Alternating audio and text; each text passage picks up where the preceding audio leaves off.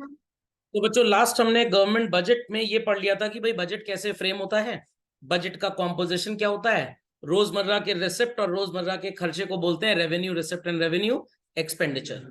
और कभी खुशी कभी गम कभी कभी को बोलते हैं capital receipt and capital expenditure. I was going through the newspaper, तो मेरे को पता लगा कि गवर्नमेंट ने 4100 करोड़ रुपए हम जैसे टैक्स पेयर्स का G20 पे खर्च किया कि बर्बाद किया तो जनता डिसाइड करेगी। बट ये पैसा हर साल थोड़ा खर्च होगा। एक बार इंडिया में G20 हो गया, अगले साल कहां पे? ब्राजील में। पहले मोदी जी मेरे को बोले थे आप करा लीजिए अपने शहर में, मैंने कहा नहीं भाई मैं नहीं कराऊंगा, आप ब्राजील में करवा दीजिए। तो इन दैट केस हो सकता है उसके बाद कभी यूएस में हो जाए, कभी रशिया में हो जाए, हो सकता है 10 साल बाद इंडिया में, या 6 साल बाद 8 साल बाद इंडिया में हो। बट इसके जो इफेक्ट्स है वो लॉन्ग लास्टिंग होंगे। ओके, तो यहाँ पे खर्च हुआ पैसा बार बार तो खर्च होगा नहीं, तो इसे बोलते हैं कैपिटल एक्सपेंडिचर। क्या बोलते हैं? खोपड़े में बात गई। और अब इसके बेसिस पे बच्चों कितना पैसा बाहर से आएगा, क्योंकि बाकी कंट्रीज को पता लग गया कि भाई इंडिया के अंदर भी कुछ दमखम है। जैसे मान लीजिए कि आप अपने किसी रिश्तेदार को बड़ा डाउन टू अर्थ, थोड़ा गरीब टाइप का समझते हैं। मतलब इंडिया में ऐसा माना जाता है कि आदमी अगर टी शर्ट और निक्कर पहन के घूम रहा है तो गरीब टाइप का होगा। बट आपने उसकी पासबुक देखी, पता लगा 3,500 करोड़ का बैंक बैलेंस है, और निकर इसलिए पहन के घूम रहा था क्योंकि सो कॉल्ड उसे गर्मी बहुत लग रही थी। Got it clear? तो इंडिया में हम लोगों को उनके पहनावे से, उनके गोल्ड ऑर्नामेंट से, उनकी कार से, वो जिस घर में रहते हैं, हम इन सब चीजों से जज करते हैं। रियलिटी में ये कोई जजमेंट फैक्टर नहीं होता है। लॉजिक समझ आया? मैं तो कभी कभी 2 स्टार 3 स्टार में खाना खाने भी रबड़ की चप्पल पहन के चलाता हूँ, और मेरे घर वाले बढ़िया टनाटन सज धज के जाते हैं। एंड दे सेड कि कपड़ा तो बदल लो। मैंने कहा ठीक तो है, क्या प्रॉब्लम है इस कपड़े में? भाई पैजामा पहन के चल दो। खाना नहीं देगा, मैंने खाना वो हर उस इंसान को देगा जिसको पैसे देगा। समझ में आई बात की नहीं? पक्का? और फायदा क्या होता है इसमें? आपको सिर्फ खाने का पैसा देना है। अगर आप भी बढ़िया बन ठन के गए तो दरबान को 50 रुपए, वेटर को 100 रुपए, ये 150 रुपए की टिप बच जाएगी आपकी एटलीस्ट। वेन द वेटर से सलाम साहब, वहां पीछे मालकिन आ रही, उनसे पैसा मांग लो, और उनका पर्स तो मैंने रखा हुआ है। समझ में क्या? तो मालिक देखने में भिखारी लग रहा है, मालकिन पर पैसे की कस्टडी है नहीं। 150 बचे कि नहीं बचे? और अगर हर महीने 4 बार आउटिंग करें तो 600 बच जाए, साल का 7200, और 30-40 साल आउटिंग कर ली, 2.5-3 लाख रुपए तो टिप का बच गया सीधे सीधे। म्यूचुअल फंड खरीद लीजिए उतने का। तो जो पैसा अब कंट्री के बाहर से आएगा, अभी लॉन्च हुआ हमारा चंद्रयान, तो L&T company, Larsen and Toubro ने कुछ इक्विपमेंट्स बना के दिए थे, और उनको बच्चों 400 या 500 करोड़ का कोई ऑर्डर मिला है किसी दूसरी कंट्री से, कि भाई ये भरोसा आ गया कि अगर ये कंपनी इतना अच्छा इक्विपमेंट बना के इसरो को दे सकती है तो हमें भी दे सकती है। तो उन्होंने ऑर्डर किसी चाइनीज कंपनी या रशियन कंपनी या अमेरिकन कंपनी को नहीं दिया, they gave the order to India. तो वही मैं बता रहा हूँ कि आप अपने रिश्तेदार को बड़ा डाउन टू अर्थ समझते थे। कार्ड आया, बड़ा सस्ता था, गणेश जी की फोटो थी और 25 रुपए का कार्ड था, तो आपको लगा ऐसे नॉर्मल सी शादी होगी, और शादी थी मुंबई में। तो पापा ने सोचा चलोगे? आपने कहा नहीं हम नहीं जाएंगे, ऐसी नॉर्मल टाइप होगा। पता लगा ताज बुक था वहां पे 4 दिन के लिए। अरे, सब लोगों को इनोवा क्रिस्टा गाड़ी दी गई थी मुंबई घूमने के लिए। ओए होए। और जितने शादी के गेस्ट थे सबको 10-10 ग्राम का एक एक गोल्ड कॉइन भी दिया। आपके पापा माथा पीट लिया, हाय राम, बच्चे चलते तो एटलीस्ट 4 गोल्ड कॉइन मिलता। ऐसे कितने मिले पापा और मम्मी को? समझ में आया? तो never you should see to anybody कि भाई नॉर्मल से थोड़े सस्ते कपड़े पहने तो गरीब टाइप का होगा, उससे ज्यादा रईस कोई होएगा ही नहीं। क्योंकि वो 2500 की वैन हुसैन की शर्ट नहीं पहन रहा, वो 2500 की 5 शर्ट खरीदो। भाई मेरी वाइफ ने कुछ मेरे कपड़े पुराने हो गए थे तो नया शर्ट का स्टॉक ऑर्डर किया, सेट की देख लो क्लॉथ कैसा है और डिजाइन कैसा है। मैंने कहा प्राइस क्या पहले ये बताओ। कह रही 1750। मैंने काट दो नहीं लेनी। कह नहीं ऑफर में 550 की मिली, मैंने 6 शर्ट ऑर्डर कर दो। क्या डिजाइन? मैंने कैसा भी हो, कोई कोई फर्क नहीं पड़ता है, अब तो शादी भी हो चुकी, 2 बच्चे भी हो चुके, क्या फर्क पड़ेगा, कुछ भी पहन लो, अब किसको दिखाना है? अंडरस्टैंडिंग और नॉट अंडरस्टैंडिंग? तो भाई कपड़ा साफ होना चाहिए आपका, महंगा होना हो इससे कोई फर्क नहीं पड़ता। ईएमआई पे आईफोन खरीद लिया, what is this new sense, but कि टुक टुक वाला नोकिया 3310 कैश दे खरीद लो। तो कैपिटल रिसिप्ट यही होगी बच्चों, जो इंडिया में इस तरक्की की वजह से बड़ी बड़ी कंपनीज अपना प्लांट लगाने के लिए आएंगी। That type of receipt in India which will be called as is capital receipt. तो वो हमारा लैंड परचेज करेंगे, वो सो कॉल्ड यहाँ की कंपनी से अपना इंफ्रास्ट्रक्चर मशीनें परचेज करेंगे, बिल्डिंग्स खरीदेंगे, तो हमारे पास पैसे आएंगे और ये एसेट्स उनके नाम पे ट्रांसफर हो जाएंगी। अब मैं आपको और एक ज्ञान देता हूं। जब भी फॉरेन कंपनी इंडिया में पैसा लगाती है बच्चों, जैसे सैमसंग ने नोएडा में प्लांट लगाया, तो अगर 10,000 करोड़ की प्रॉपर्टी है, सैमसंग तो खरीद सकता है, बट इंडियन गवर्नमेंट दो बातें उनको समझाएगी, क्यों 10,000 करोड़ फालतू में लगा रहे हो, हमें 50 साल का किराया दे दो बस 2,000 करोड़, आपका 8,000 करोड़ बचेगा, उससे 4 जगह और फैक्ट्री लगा लेना। गवर्नमेंट को क्या एडवांटेज है, अगर परचेज कर ली प्रॉपर्टी, ओनरशिप उनकी हो गई, वहीं पे मिसाइल लगाएंगे और पार्लियामेंट में दाग देंगे। तो ये सारी प्रॉपर्टीज लीज पे दी जाती है बच्चों, I repeat, properties are given on lease, long term rental agreements पे दी जाती है, बेची नहीं जाती। What it. और हमने लोन लिया था यूएस से, चाइना से, जापान से, वापस कर दिया, बार बार थोड़ा वापस करेंगे, एक लोन एक ही बार वापस होगा। What it. तो it is called as capital payment जब लोन वापस करेंगे, और लोन लेंगे तो it is called as capital receipt. अभी बुलेट ट्रेन प्रोजेक्ट पे जापान हमको पैसे भी दे रहा है और इक्विपमेंट भी भेज रहा है, तो पैसे बार बार नहीं भेजेगा और वो इक्विपमेंट बार बार नहीं देगा, एक ही बार देगा या 2-3 बार देगा मान लीजिए, और ये 30-40 साल का प्रोजेक्ट है, तो it's a non recurring activity. तो these receipts are called as what children, capital receipt. इतना ज्यादा बोलना इसलिए जरूरी है बिकॉज अगर ज्यादा नहीं समझाऊंगा तो कॉमर्स के स्टूडेंट्स जो इकोनॉमिक्स पढ़ते हैं वो पता है क्या समझेंगे, all receipts which are non recurring in nature are capital. Commerce में बस इतनी ही दलिद्र एजुकेशन दी जाती है। Whereas complete sentence is this, जब भी आपकी जायदाद किसी को बिके, सो कॉल्ड आपने किसी से लोन ले लिया, तो असेट जायदाद का गिरना और ऑब्लिगेशन का बढ़ना। Aditya, I hope so asset का मतलब समझ में आ गया। Yes, sir. Whatsoever we own is called as asset and whatsoever we owe is called as liability. तो अभी अमन बांगा जी आए थे, मेरे को फोन किया कि आप नजर नहीं आ रहे हैं टेंट में कहीं पे, मैंने कहा नहीं, I was invited but due to class issues and all तो मैं नहीं आ पाया। तो अमन बांगा जी कौन है पता है आपको, वर्ल्ड बैंक के अभी रिसेंट जून 2023 में जो सीईओ बने हैं। मेरे पास भी कॉल आया था, मैंने कहा नहीं मैं नहीं बनना चाहता, आप इनको बना दीजिए। तो वर्ल्ड बैंक ने हमें $4,000 करोड़ का लोन दे दिया, लाइबिलिटी गोज अप, बट ये पैसे बार बार नहीं मिलेंगे, इट इज नॉन रेकरिंग, या बार बार एक ही कॉस्ट के लिए नहीं मिलेगा। इस बार 4,000 करोड़ दिया रोड डेवलपमेंट, मान लीजिए 25,000 करोड़ दिया, अभी G20 में फाइनल हुआ है ना कि भाई रोड कॉरिडोर बनेगा जो इंडिया से होते हुए टुवर्ड्स नेपाल, चाइना, और ये पूरा सो कॉल्ड लंदन तक तो नहीं जाएगा, बीच में ब्रिटिश चैनल आ जाता है, इंग्लिश चैनल, तो वहां तो शिप से जाना पड़ेगा, बट बीच में जितनी रोड कनेक्टेड है चिल्ड्रन, लगभग मेडिटेरेनियन तक आप गल्फ तक पहुंच सकते हैं, गल्फ कंट्री तक आप इजिली पहुंच जाएंगे, बीच में छोटी मोटी नदियां या अगर सीज हैं भी तो उस पर ब्रिज बन जाएगा। तो सर कार से जाएंगे, कार से तो जाएंगे ही जाएंगे, रोड तो अभी भी बनी हुई है, अभी जो डिसीजन हुआ है वो रेल कॉरिडोर बन जाएगा। तो सर फायदा क्या होगा, भाई प्लेन से सामान का और आदमी का भी आना जाना बहुत महंगा है, ट्रेन से कंपेरेटिवली सस्ता है। कैसे सस्ता है सर, जितना प्लेन में फ्यूल लगता है, बोइंग में लगभग 737 में 12 से 15 लीटर लगता है 1 किलोमीटर का, 12 से 15 लीटर 1 किलोमीटर का, और हमारे यहाँ गाड़ी चलती है 1 लीटर में 12 किलोमीटर। तो जब ट्रेन से ट्रांसपोर्टेशन होगा तो जितना फ्यूल प्लेन में खर्च होता है, और आप 400-500 पैसेंजर्स को लाद के ले जाते हैं या कुछ सामान को, कम से कम 1,000, 1,500, 2,000 पैसेंजर्स आप ले जा पाएंगे, तो cost of travel by train is very less, तो लोगों का आना जाना इजी हो जाएगा। सर कितने दिन लगेंगे, पता लगा 1 जनवरी को बैठे 31 मार्च को पहुंचे, अरे इतनी बड़ी जर्नी थोड़ा कोई करता है, कोई इंडिया से मान लीजिए नेपाल चला गया, कोई मान लीजिए इंडिया से चाइना चला गया, या चाइना से लेटेस्ट से कोई इंडोनेशिया, या लेटेस्ट से कोई इटली से मान लीजिए थोड़ा गल्फ के आसपास आ गया, तो बीच बीच में अब लखनऊ से न्यू दिल्ली या मुंबई बस चलती है, बट सब लोग थोड़ा लखनऊ से बैठकर मुंबई पे उतरेंगे, कुछ लोग नासिक से बैठ जाएंगे, कुछ लोग ठाणे से मुंबई चले जाएंगे, 15 मिनट की जर्नी कर लेंगे, मान लीजिए 20 मिनट की, तो बीच बीच का जो ट्रांसपोर्टेशन अभी जीरो है वो एटलीस्ट डेवलप होगा। तो इसके लिए वर्ल्ड बैंक ने हर कंट्री को उसकी नीड के अकॉर्डिंगली 2,000, 4,000, 5,000, 10,000 करोड़ रुपए दे दिया। This is called as what children, capital receipt, और लायबिलिटी बढ़ गई।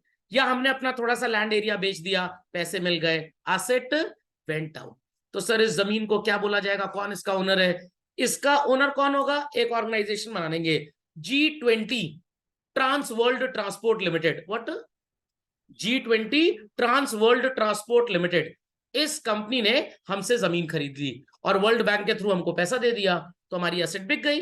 It is which type of receipt children, capital receipt. समझ गए बात को, झटपट लिख डालिए बच्चों, झटपट। चलते हैं आगे बच्चों। तो 2 तरह की कैपिटल रिसिप्ट होती है, मैंने अभी अभी आपको बताया, एक ऐसी होती है बच्चों जिसमें आपकी लायबिलिटी बढ़ती है, और एक ऐसी होती है जिसमें आपकी एसेट घटती है। अब ये डिसइन्वेस्टमेंट का मतलब क्या होता है? वैसे तो एग्जाम्पल 1000 बार आपको बताया, बट आज फिर बता देता हूं।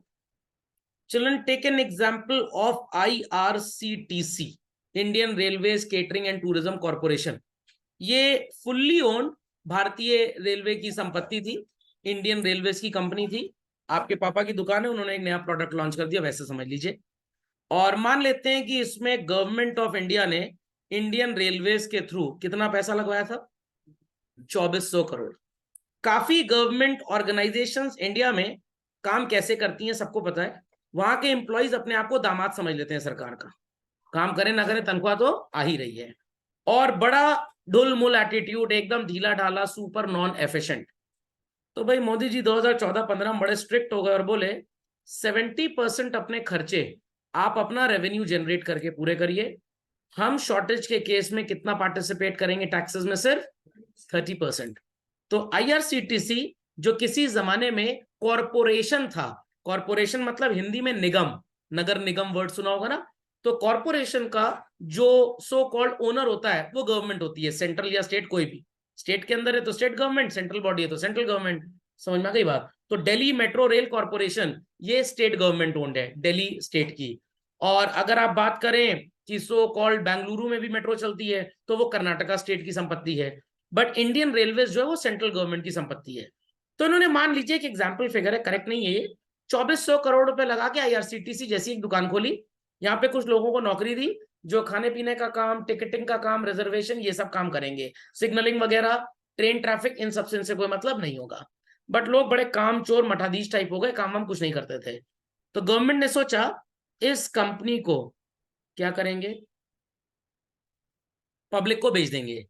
So Indian railway catering and Tourism corporation बन गया Indian railway catering and Tourism corporation limited.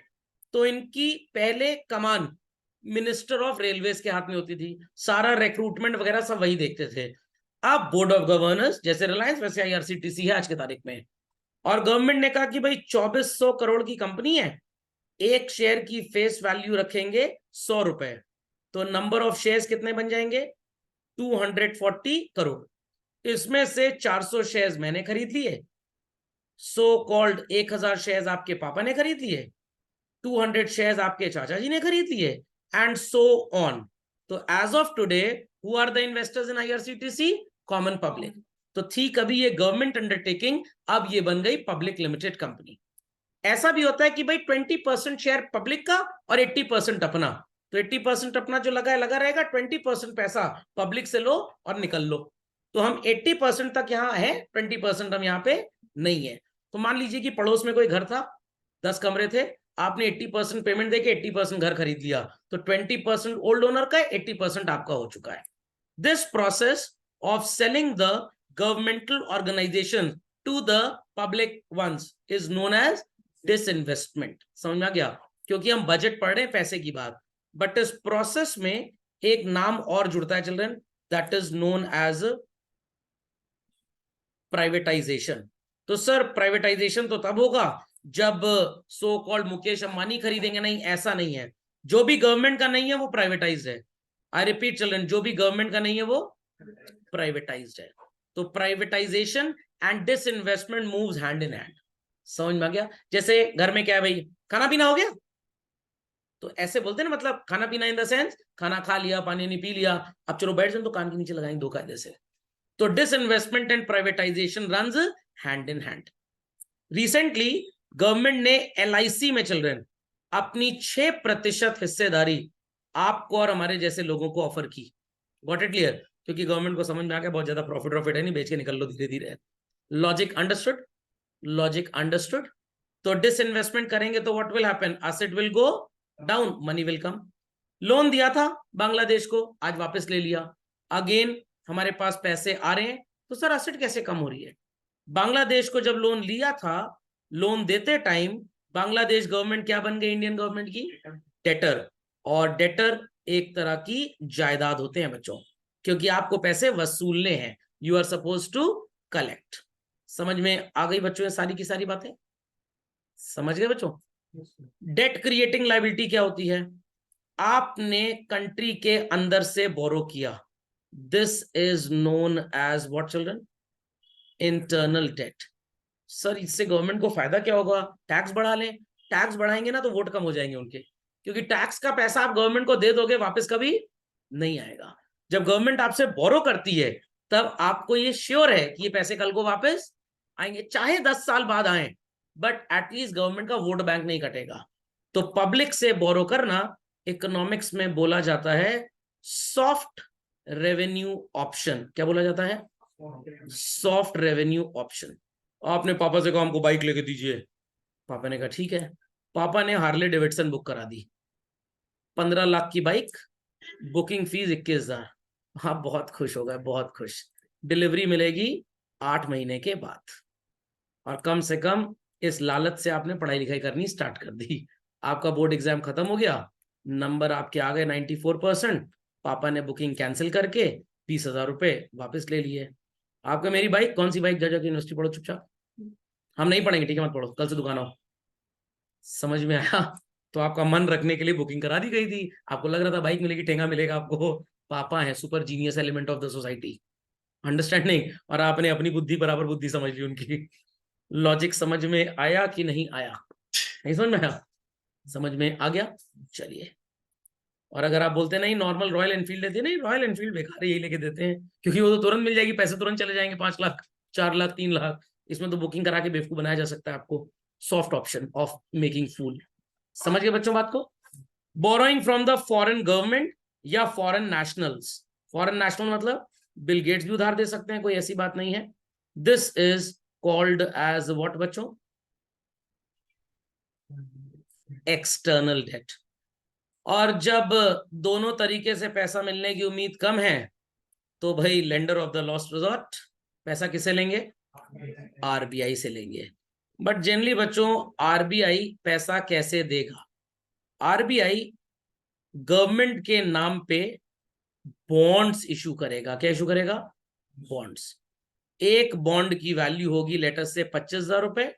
Minimum आपको 2 बॉन्ड खरीदने पड़ेंगे, और इस बॉन्ड पे आपको मिलेगा 7.25% एज इंटरेस्ट। फायदा ये है, रेट ऑफ इंटरेस्ट तो बहुत ज्यादा नहीं है, बट बॉन्ड है, गवर्नमेंट बॉन्ड है, तो आरबीआई आपको कागज के टुकड़े या डिजिटल फॉर्म में दे देगा और आपसे 50,000 रुपए ले लेगा। तो मिनिमम 2 बॉन्ड सबको खरीदने पड़ेंगे। सर मैक्सिमम जितना चाहे उतना ले लीजिए, बट 2 के मल्टीपल्स में, 2 4 6 8 10 छपता है न्यूज़पेपर में काफी बार। और ये पैसा सेंट्रल गवर्नमेंट को दे दिया जाएगा और गवर्नमेंट देश चलाएगी, इन केस उसके पास पैसे कम पड़ जाते हैं। तो बॉन्ड हर बार नहीं आएंगे, कभी कभी आएंगे, in times of need only. Got it? अब ये मत सोचिएगा मोदी जी आप करेंगे बॉन्ड ले लो बॉन्ड ले लो, ऐसा कुछ नहीं होगा। अभी बच्चों रिसेंटली आपने सुना होगा गोल्ड बॉन्ड जैसा कुछ, सुना है? सॉवरेन गोल्ड बॉन्ड अभी स्कीम खुली हुई है, ये 15 सितंबर तक है। होता क्या है सॉवरेन गोल्ड बॉन्ड? 99% लोग क्या जानते हैं? सरकार आपसे पैसा लेती है और आपके पैसे का गोल्ड खरीद लेती है और अपने पास गोल्ड रखती है। ऐसा कुछ नहीं करती गवर्नमेंट। अगर गवर्नमेंट आपसे पैसा लेके गोल्ड खरीद के रख लेगी तो गवर्नमेंट को फायदा क्या? आप ही गोल्ड खरीद के अपने घर में रख लो। गवर्नमेंट आपसे पैसा लेती है, इस पैसे को अपने बिजनेस में लगाती है, आपको बताती है कि हमने आपको रिप्रेजेंटेटिव गोल्ड में इन्वेस्ट करवाया है। 1 ग्राम भी गोल्ड गवर्नमेंट नहीं खरीदती बच्चों, 1 ग्राम भी। क्योंकि अगर गोल्ड गवर्नमेंट खरीदती तो गोल्ड का प्राइस है 6,008 रुपए पर 10 ग्राम, और सॉवरेन गोल्ड बॉन्ड चल रहा है 5,925 रुपए। मैं तो गवर्नमेंट से कहूंगा मेरे को 1 किलो दे दो इसी में गोल्ड। तो गोल्ड नहीं खरीदा जाता, सिर्फ ऐसा बताया जाता है कि गोल्ड खरीदा जा रहा है। ये पैसा गवर्नमेंट अपने प्रोजेक्ट्स में लगाएगी, 8 साल बाद आप इस पैसे को वापस ले सकते हैं। 8 साल बाद मान लीजिए गोल्ड का प्राइस मार्केट में 1 ग्राम 14,000 का है, तो आपको गवर्नमेंट कहेगी 8 साल बाद हमसे 13,900 रुपए ले लो। है बड़े चोर टाइप के हैं, हमको 13,900 दे रहे हैं, बाजार में तो गोल्ड इतने का है। तो बेटा जब बेचे थे क्या गोल्ड की प्राइस पे बेचे थे? बेचे भी सस्ता थे ना, तो आज थोड़ा सा कम भी दे रहे हैं। तो it is just told, represent किया जाता है कि आपका पैसा गोल्ड में इन्वेस्ट हो रहा है। 1 ग्राम गोल्ड भी नहीं खरीदती गवर्नमेंट। ये पैसा सेंट्रल गवर्नमेंट के सुपर सेफर प्रोजेक्ट्स में लगता है, और आपको गारंटीड जो प्राइस गोल्ड का 8 साल बाद होगा। सर क्योंकि आप बार बार 8 साल क्यों बोल रहे हैं? क्योंकि 8 साल के बाद जब आप इसका पैसा लेंगे तो आपको टैक्स नहीं देना पड़ेगा। समझ में आ गया? सर तो ये तो फंसने वाली बात हो गई। नहीं, फंसने वाली बात बिल्कुल नहीं है। आप आज खरीदिए कल बेच लीजिए, सर उसमें तो टैक्स लगेगा। अब भाई इतनी किस्मत तो अच्छी है नहीं कि आपको कुछ भी ना देना पड़े। टैक्स लगेगा, बट उसका एक जुगाड़ है बच्चों। क्या जुगाड़ है? डीमैट अकाउंट में खरीदिए, डीमैट अकाउंट में तो ये आपको सिक्योरिटी की तरह, शेयर की तरह मिलेगा। और 365 दिन के बाद बेचिए। मान लीजिए आपने 2 लाख का गोल्ड बॉन्ड आज खरीदा और 1 साल के बाद आपने 2,90,000 में बेचा। How much did you earn? 90। 1 lakh तक का long term capital gain exempt रहता है बच्चों, तो आपको टैक्स नहीं देना पड़ेगा। इस तरह से आप टैक्स बचा सकते हैं। 8 साल के बाद तो सरकारी आपको पैसा वापस करेगी, तो वो नॉन टैक्सेबल होगा। 5 साल के बाद अगर आप चाहें तो आप अप्लाई कर दीजिए, आपको पैसा 5 साल के बाद मिल जाता है, बट वो टैक्सेबल है। 8 साल के बाद टैक्सेबल नहीं है। खैर, कोई मैं फाइनेंस की क्लास नहीं ले रहा, जो गोल्ड बॉन्ड आपको सिखा रहा हूं, बट बातें पता होनी चाहिए आपको। तो जो बोरोइंग फ्रॉम आरबीआई, जो सॉवरेन गोल्ड बॉन्ड है, ये भी गवर्नमेंट के लिए एक तरह की क्या है बच्चों? कैपिटल रिसिप्ट है। एक थोड़ी सी इसमें अच्छी चीज है, 2.25% का इंटरेस्ट भी मिल जाता है आपको हर साल, लगभग सेविंग अकाउंट के बराबर। बट ये इंटरेस्ट टैक्सेबल है, तो this is not the charm. Charm is you are investing in something as good as gold. चोरी चकारी होने का कोई खतरा नहीं है, ये फायदे बस आपको मिल जाते हैं। बट डोंट अज्यूम कि रियल गोल्ड में इन्वेस्ट हो रहा है।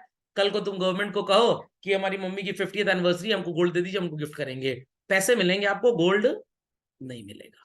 ठीक, तो समझ में आ गई बच्चों सारी रेसिप्ट्स? सो ये बोरोइंग क्लियर हो गया सबको बच्चों? Borrowing went well. Recovery of loan समझ में आ गया? आपने लोन दिया था किसी दूसरे देश को, नेपाल एंड ऑल को, अब यूएस को तो देने की औकात है नहीं।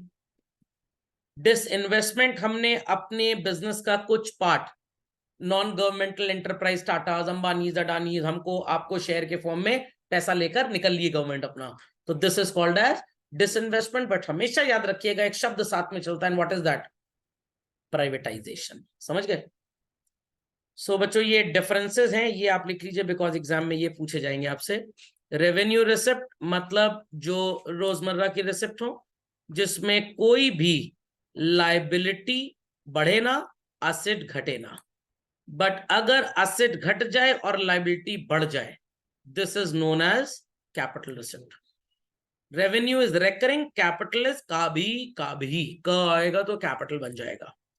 Income tax, fine and all that, this is called as revenue. तो सड़क पे पुलिस वाले ने, ट्रैफिक इंचार्ज ने आपका 2,000 का चालान काट दिया, it is known as children what? Revenue receipt. समझ में आ गया? समझ में आ गया? बट आपने गवर्नमेंट से 10 लाख रुपए रिसीव किए, क्योंकि काशी विश्वनाथ कॉरिडोर जब बन रहा था तो गवर्नमेंट को जगह चाहिए थी, तो उन्होंने प्रॉपर्टी अक्वायर की लोगों की, 5 times of the property price they paid the money. Why sir so much high? ताकि लोग कोर्ट कचहरी के चक्कर में ना फंसे। समझ में आई बात चल रहा? तो गवर्नमेंट जब आपकी प्रॉपर्टी आपसे अक्वायर करती है इस तरह के केसेस में, या फ्लाईओवर निकल रहा है, आपका लैंड बीच में आ रहा है, तो उस लैंड का पेमेंट गवर्नमेंट ऐसे ही करती है, 3 गुना 4 गुना। और इसमें सबसे बड़ा एडवांटेज क्या होता है? जो आपका गेन हो रहा है, ये टैक्स एग्जेम्प्ट गेन होता है, इस गेन पे आपको टैक्स भी नहीं देना पड़ता। समझे कि नहीं समझे? अब कल से लोग भगवान के मंदिर जाकर प्रार्थना करेंगे, हमारे घर के ऊपर से एक फ्लाईओवर निकलवा दो, 1-1.5 करोड़ की प्रॉपर्टी 10 करोड़ मिले कम से कम। Okay, so people understood children? तो कभी कभी आने वाले पैसे कैपिटल रिसिप्ट, हमेशा आने वाले is revenue receipt. Be quick children. चलिए चलो आगे। नेक्स्ट आता है बच्चों एक्सपेंडिचर। स्टार्टिंग में जब हम पढ़ रहे थे, मैंने बोली थी 5 क्लासेस आपको। आने वाले पैसे इज पब्लिक रेवेन्यू, खर्च होने वाला इज पब्लिक एक्सपेंडिचर। खर्चा ज्यादा कमाई कम तो बोरो करना पड़ेगा, public debt. And then it was financial administration और इकोनॉमिक स्टेबिलिटी बेसिकली। सो जो खर्चे रोजमर्रा के जीवन में होते हैं, आपके पापा पुलिस में हैं, आर्मी में हैं, गवर्नमेंट डॉक्टर हैं, तो उनको जो सैलरी मिलेगी वो गवर्नमेंट के लिए रेवेन्यू एक्सपेंडिचर होगा। What it clear? Government so called festive season पे चूना वगैरह डलवाती है। डेंगू के मच्छरों का प्रकोप कम हो जाए तो डीजल का छिड़काव होता है। मैं ये नहीं बोल सकता दवाई का छिड़काव होता है, डीजल का ही छिड़काव होता है। What it? फॉगिंग होती है ना, लोग उसमें नाचने लगते हैं ट्यूबलाइट जला के, उनको लगता है क्लब में डांस कर रहे हैं। कुछ ऐसे दलित गवार हिंदुस्तानी होते हैं बेसिकली। ओके, तो फॉगिंग पे होने वाला खर्चा। फिर ये जो G20 ऑर्गेनाइज हुआ, ऐसी हरकतें देश में साल में 1-2 बार तो हो ही जाती हैं, कभी G20 के नाम पे, कभी G3 के नाम पे, कभी G420 के नाम पे, कभी G30 के नाम पे, वगैरह वगैरह कॉन्फ्रेंसेस होती रहती हैं। तो डे टू डे लिविंग पे जो खर्चा होता है बच्चों, this is known as what? Revenue expenditure. समझ में आई बात या बिल्कुल भी नहीं आई? पक्का? कंफर्म? Clearly understood? बट जो पैसे कभी कभी खर्च होंगे, फ्लाईओवर बनवा दिया, डैम का कंस्ट्रक्शन हो गया, मेट्रो रेल प्रोजेक्ट है, तो मेट्रो रेल प्रोजेक्ट में जो रोजमर्रा का खर्चा है वो रेवेन्यू चल रहे हैं, salary, maintenance, electricity, platform cleaning वगैरह वगैरह। बट नई मेट्रो ट्रेन खरीदी, इंजन, कोचेस खरीदे, ट्रैक का ले ऑफ हुआ है, मतलब लेन हुआ है, तो ये सारे खर्चे कौन से हो जाएंगे? कभी कभी वाले, नॉन रेकरिंग वाले, तो इसे क्या बोलेंगे? Capital expenditure. Got it? So revenue expenditure और कैपिटल एक्सपेंडिचर बड़ा आसान होता है। कोई भी ऐसा खर्चा, बच्चों मैं यहीं पे लिख देता हूं, असेट का सो कॉल्ड इंक्रीज और लाइबिलिटी का decrease, if it is not happening तो revenue expenditure, and if it is happening तो कैपिटल एक्सपेंडिचर। दोनों चीजों में कॉमन क्या है? Inflow of, sorry, outflow of money. I repeat children, outflow of money. पैसा दोनों में जाएगा। अगर असेट के बढ़ने और लायबिलिटी के घटने से जाता है तो we call it as capital expenditure, और अगर इस वजह से नहीं जा रहा तो we call it as what children? Revenue expenditure. Logic समझ में आ गया? तो आप इसके ऊपर लिख सकते हैं reason. So if the reason is कि money is flowing out due to increase in asset and decrease in liability, what we call it as? Capital expenditure. If money is flowing out not due to increase in asset or decrease in liability, we call it as what? Revenue expenditure. समझ गए बच्चों? झटपट update करिए। So nature सबको समझ में आ गया। Types मैं आपको बता देता हूं। इंटरेस्ट पेमेंट, गवर्नमेंट ने बोरो किया था पैसा इंटरनली या एक्सटर्नली, तो इंटरेस्ट देना पड़ेगा, it's a recurring payment. Subsidy 48 रुपये 55 पैसा इंडियन ऑयल से लोगों के पापा मम्मी के बैंक अकाउंट में आता होगा जब 956 रुपये आप पे करते होंगे। तो 956 रुपये गवर्नमेंट या गवर्नमेंट की किसी कंपनी को मिल रहा है क्योंकि आप उनका एलपीजी सिलेंडर खरीद रहे हो, तो that is for them revenue receipt, और वापस कर देते हैं वो आपको 48 रुपये 55 पैसा। दिस इज रेवेन्यू एक्सपेंडिचर और रेवेन्यू पेमेंट। एजुकेशन और हेल्थ सर्विसेज पे जो पैसा खर्च करते हैं सर, वो तो हम पे करते हैं। आप यूनिवर्सिटी में फीस पे करते हैं 915 रुपीज, प्रोफेसर की सैलरी है 2.25 लाख रुपए, कहां से पैसा आएगा? टैक्स का जो पैसा कलेक्ट किया गया, इट इज रेवेन्यू रिसिप्ट, उसमें से जो प्रोफेसर की सैलरी दी गई, इट इज रेवेन्यू एक्सपेंडिचर। गांव वगैरह पे रोड वगैरह बनती है, वो तो वन टाइम अफेयर है, बट उसके अलावा लगातार रेगुलरली लाइटिंग का खर्चा है। गांव वाले से थोड़ा हम कोई हाउस टैक्स नाम की चीज देते हैं, वो तो शहर वालों से लिया जाता है। तो यहाँ पे गवर्नमेंट टैक्स में से वो सब कुछ मैनेज करती है। तो किसी विलेज में मान लीजिए देयर आर 20 पोल्स और सब पे एक एक स्ट्रीट लाइट लगी है, तो 20 स्ट्रीट लाइट्स, और डेली का एक का खर्चा 100 रुपए का है, तो 2000 रुपीज पर मंथ पर विलेज। 12 मंथ्स का कितना हो गया चलन? 24,000। और इंडिया में मान लीजिए ऐसे लेटेस्ट से 10 लाख विलेजेस हैं चिल्ड्रन, तो 24,000 को 10 लाख से मल्टीप्लाई करेंगे तो थाउजेंड्स ऑफ करोड़ रुपीस आ जाएगा। ये गवर्नमेंट इलेक्ट्रिसिटी डिपार्टमेंट को फ्रॉम द टैक्स कलेक्टेड जो रेवेन्यू रिसिप्ट था पे करती है। For rural development we call it as revenue expenditure. Got it? Salary pay करती है गवर्नमेंट अपने एम्प्लॉइज को, और स्टेट्स को और यूनियन टेरिटरीज को ग्रांट देती है। ग्रांट क्या होता है sir? Grant is actually financial help. What children? समझ में आ गया? जो पैसे हम जीएसटी के थ्रू पे करते हैं मैकडोनल्ड के 40 रुपए के बर्गर पे चिल्ड्रन, इट इज 5% जीएसटी होता है, 2 रुपए, 1 रुपए सीजीएसटी होता है, और 1 रुपए एसजीएसटी। एसजीएसटी तो पूरा स्टेट की जेब में जाता है, सीजीएसटी में सेंट्रल गवर्नमेंट स्टेट की नीड के अकॉर्डिंगली पेमेंट करती है children, and that money is called as grants, और ये रेगुलरली देती रहती है। समझ में आया? तो जैसे आपके पापा में जरूरत पड़ने पे आपको पैसे देते हैं ना, तो that is also called as grant basically. समझे कि नहीं समझे? पक्का? चलिए, कैपिटल एक्सपेंडिचर बता दी ऑलरेडी। जायदाद बिक गई कि आ गई? कैसे याद रखेंगे? मैं आपको याद करने की ट्रिक बताता हूं। एक्सपेंडिचर मतलब मनी इज गोइंग आउट ना, तो भाई पैसा जाएगा तो ज्यादा, पैसा जाएगा तो जिम्मेदारी कम होगी, लोन पे कर दिया तो लाइबिलिटी का कम होना और असेट का बढ़ना, and it leads to outflow of money is called as what children, capital expenditure.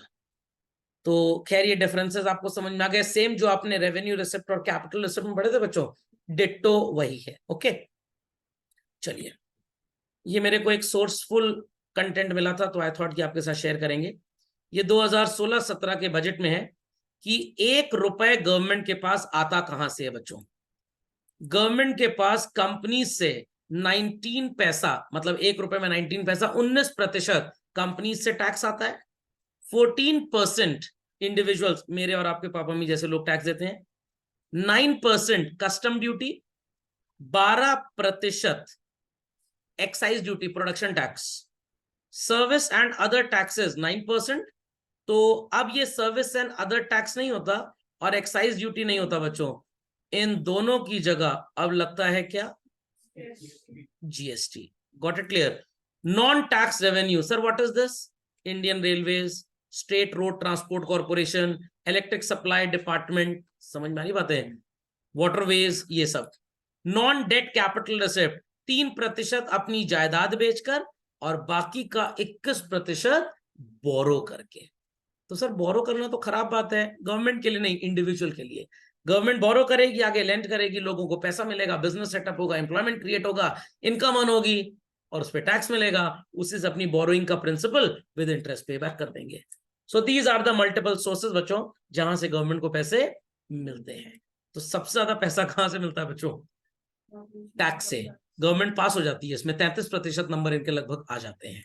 तो 16-17 का डेटा था। नया डेटा आपको सो कॉल्ड www.gov.nic.in पे मिल जाएगा, इकोनॉमिक सर्वे ऑफ इंडिया में। Got it.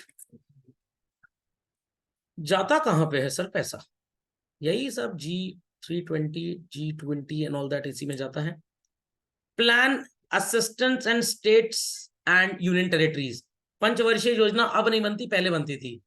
9% गवर्नमेंट अपनी कमाई इनको देती थी, जो स्टेट गवर्नमेंट सोचते थे खर्च करने को, 12% खुद खर्च करती थी, 19% इंटरेस्ट पेमेंट्स में जाता था पैसा, 37% पैसा स्टेट्स की नीड के अकॉर्डिंगली उनको दिया जाता था, डिफेंस का खर्चा 10%। तो अगर आप गवर्नमेंट को लेटेस्ट से 10 लाख की गाड़ी खरीदने पे 2.5 लाख रुपए जीएसटी देते हो ना, सर जीएसटी तो 28% है, सेल वैल्यू पे थोड़ा होता है, कॉस्टिंग पे होता है ना। तो 10 लाख पे जब आप कैलकुलेट करेंगे तो 26% के आसपास ये आना चाहिए।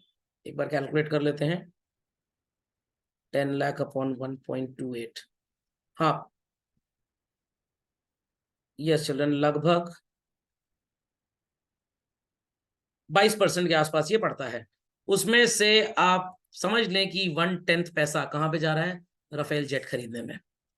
There after 10% of the money is given for subsidies, जो सिलेंडर की सब्सिडी या बिजनेसमैन को जो छूट देते हैं टैक्स में। इसीलिए मैंने आपको नेशनल इनकम पहले करवाया था, पढ़ाया था, क्योंकि आप पूछे सर सब्सिडी क्या होता है, इसका क्या ट्रीटमेंट है, जितना टोटल टैक्स बना उसमें से जो डिस्काउंट दे दिया that is subsidy. Non plan, अचानक से कोई खर्चा आ गया, ये कौन सा खर्चा होता है, अब भाई G20 तो अचानक से ही था, या भूकंप आ गया मान लीजिए, या बालासोर ट्रेड एक्सीडेंट था, ये अचानक के खर्चे होते हैं जो 5 ईयर प्लान में नहीं होते। बट अब तो 5 ईयर प्लान चलते ही नहीं है। Then state share and state share of taxes and duties, जो पैसा स्टेट गवर्नमेंट से सो कॉल्ड उम्मीद लगाई जाती है कि वो हमको देंगे और हम उनको वापस करेंगे कल को, तो this is known as state share of taxes and duties. अब यहां पे कंफ्यूजन स्टार्ट होता है, सर इन दोनों में फर्क क्या होता है। आपके स्टेट में भारत संचार निगम लिमिटेड है, इंडियन रेलवेज के कुछ रेलवे स्टेशन हैं, ये है तो स्टेट के अंदर बट इस पे ओनरशिप सेंट्रल गवर्नमेंट की है। तो प्रयागराज सिटी से दिल्ली तक अगर ट्रेन जाती है तो टिल अलीगढ़ यूपी लगता है, उसके बाद सो कॉल्ड यूपी का बॉर्डर खत्म होके जब गाजियाबाद आता है तो गाजियाबाद तक यूपी लगता है, उसके बाद दिल्ली आ गया। तो गाजियाबाद तक का जो ट्रेन ट्रैक है उस पे जितनी देर ट्रेन चली और पैसेंजर्स ने सवारी की, वो रेवेन्यू यूपी स्टेट गवर्नमेंट को मिलना चाहिए, बाकी का दिल्ली को दे दीजिए आप। तो सेंट्रल गवर्नमेंट अगर आपसे इलाहाबाद से या प्रयागराज से न्यू दिल्ली तक का 2000 रुपए ट्रेन फेयर लेती है तो मान लीजिए उसमें 1500 रुपए उत्तर प्रदेश का है और 500 रुपए दिल्ली का है, तो 1500 रुपए में से कुछ पैसा सेंट्रल गवर्नमेंट स्टेट गवर्नमेंट को वापस दे देती है। What it? फिर सर ये क्या है? ये दान दक्षिणा है। उसके अलावा अगर आपको और खर्चे की जरूरत है तो आप भिखारी की तरह कोड़ी की तरह हाथ फैला लीजिए, स्टेट गवर्नमेंट आपको, सॉरी सेंट्रल गवर्नमेंट आपको पैसे दे देगी। जैसे केजरीवाल जी परेशान रहते हैं कि भाई एम्प्लॉय की सैलरी देने के लिए पैसा नहीं है, तो सेंट्रल गवर्नमेंट अपने फंड में से पेमेंट करती है।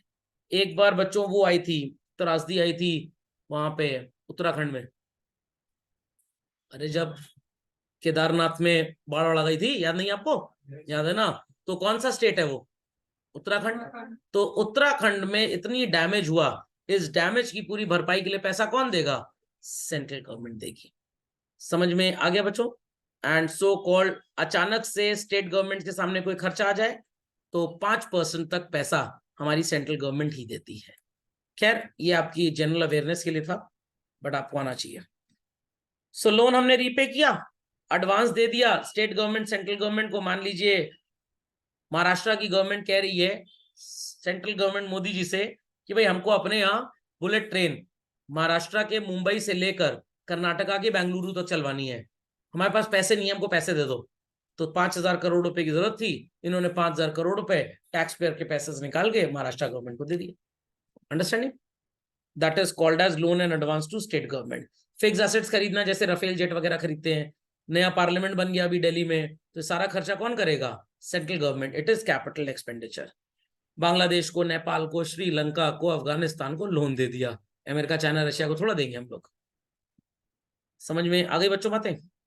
चलिए, तो ध्यान से capital receipt, revenue receipt, capital expenditure, revenue expenditure पढ़ लीजिएगा एक बार फिर से, और हम अगले टर्न पे आपको कुछ क्वेश्चंस कराएंगे और फिर इसके न्यूमेरिकल्स कराएंगे। इसमें भी न्यूमेरिकल्स होते हैं जहां पे आपको बताया जाएगा कि जब आपकी रिसिप्ट कम है और खर्चा ज्यादा है तो डेफिसिट हो जाएगा। तो 3 तरह का डेफिसिट होता है, एक प्राइमरी डेफिसिट होता है, एक फिस्कल डेफिसिट होता है, एक रेवेन्यू डेफिसिट होता है। सबसे आसान, दलिद्र, घटिया रेवेन्यू डेफिसिट होता है जो हर बच्चा समझ लेता है। प्राइमरी और फिजिकल फॉर्मूला तो रट लेते हैं, बट मैं आपको एक ट्रिक सिखा दूंगा, क्वेश्चन देख के आप आंसर निकाल लेंगे, कुछ कैलकुलेट ही नहीं करना पड़ेगा आपको। चलिए, दैट्स ऑल फॉर टुडे।